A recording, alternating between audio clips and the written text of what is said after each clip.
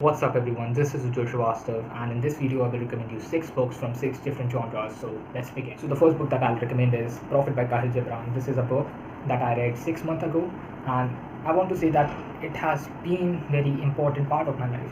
So as a person who is not into poetry, as a reader, I write poetry but I'm not a avid poetry reader, so I will definitely recommend it because it is for anyone who's new into reading, whether it's reading non-fiction or fiction.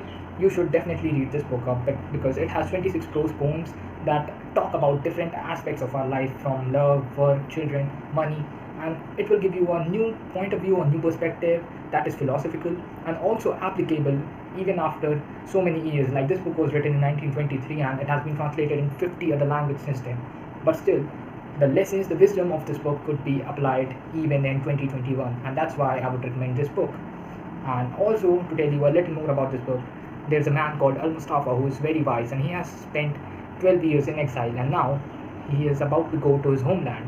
But before his voyage, the villagers gather and seek his wisdom on these different points or different feelings or different things, just like I told, love, marriage, wisdom. So he tells them what he feels about these particular things, and then he goes on to live on his life. And this is Prophet by Khalil. The second book that I'll recommend is from the fantasy genre, Stardust by Neil Gaiman. So this book has been something that I just bought and read. I have many books in my TBR, but this book was something that I bought and started reading it because the synopsis is pretty much interesting. It is a fairy tale that could be enjoyed by any adult if they are interested in stories and fiction. Now, the story is set in Victorian England in a fictional town of Wall, and on the other side of the wall, there is another town or village, or you can say a fantasy world that is called Fairy. Now, the main character or protagonist of the story, Trishan Thorn, is 17 when the story begins, and he is in love with Victoria Fossiter, who is like a city crush.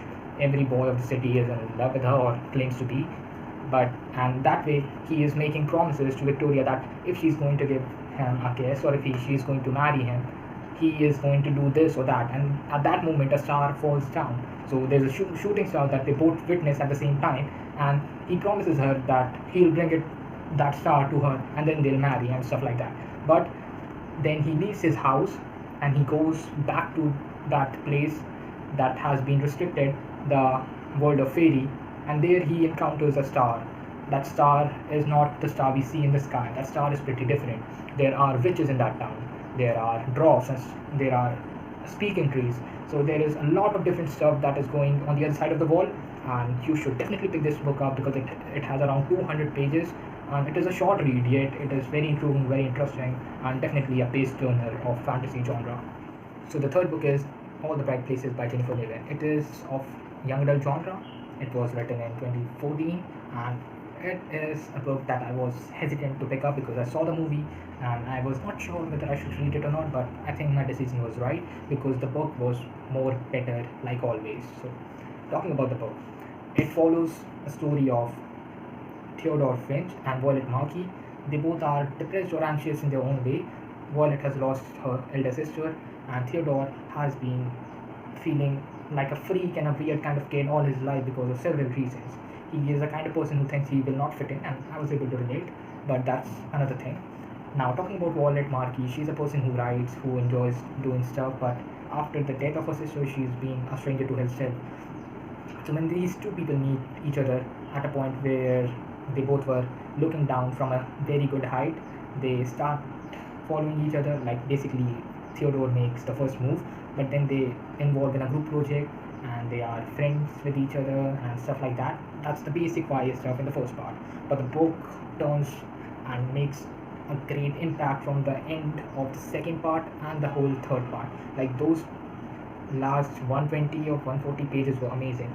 It gives a perfect closure, it gives you an insight of a human mind and how schooling is something that should be also dealt with education of mental illness and how we are unaware of what is affecting the people around us.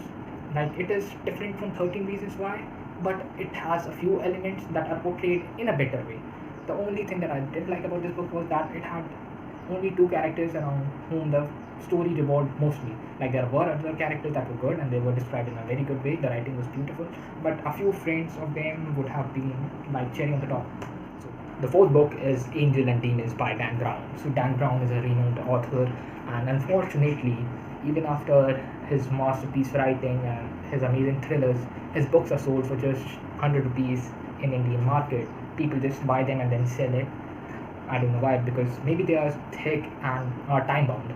But the best thing about his books are that they are filled with knowledge. They are a perfect blend of fact and fiction, and I have never read an author who blends fact and fiction as good as Dan Brown does.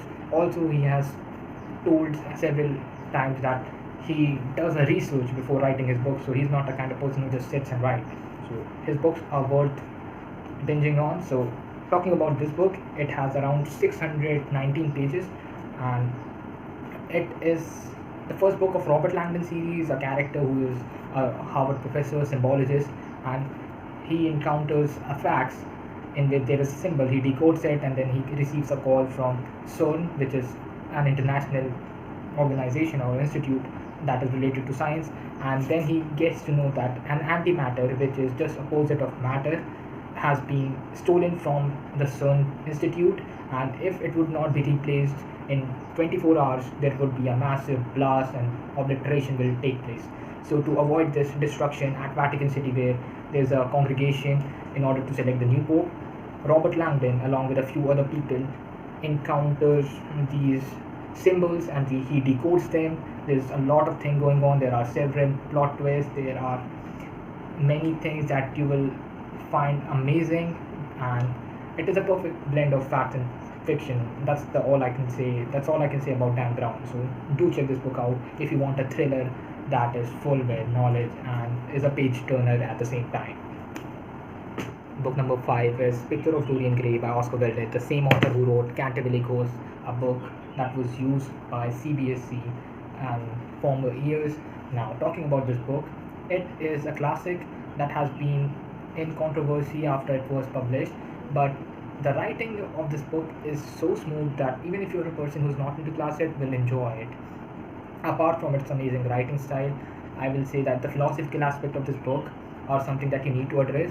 How we are craving for beauty, but at the same time beauty can harm us, is portrayed very well in the story. There is also a major theme of influence that has been talked about in the whole story, and how your influence affects other is something that you can definitely find out in this book.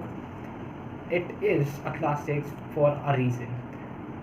I cannot explain about the story very much, but it is about a man called Dorian Gray, who is getting a portrait of him painted by his friend Basil.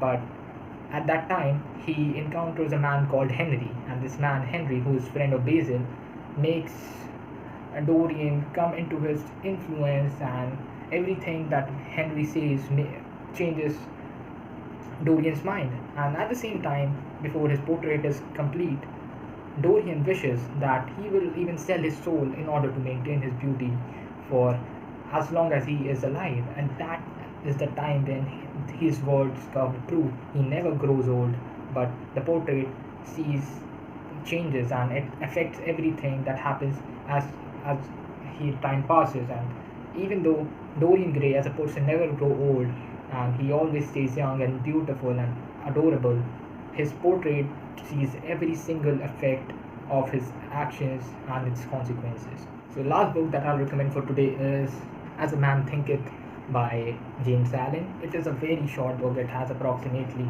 10,000 words if I'm not wrong, and it could be read in a single day, and it is all that you need in order to get a gist of a self-help book that has just limited knowledge, and it is precise. It has no extra examples that will just make this book thick.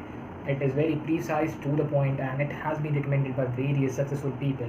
And I think Sandeep Maheshwari, a motivational speaker of India who's very famous, also recommended this book in past couple of months. So this is a book that you can read. It is about thinking, thoughts, and how it affects you, and how you can change your thoughts in order to change your life. So it is a very basic conceptual book, but you can definitely buy this. It is from the self-help genre, but it is worth it. So these were the books that I recommended today. So thank you for watching, and make sure you subscribe to my channel, and peace out, keep reading.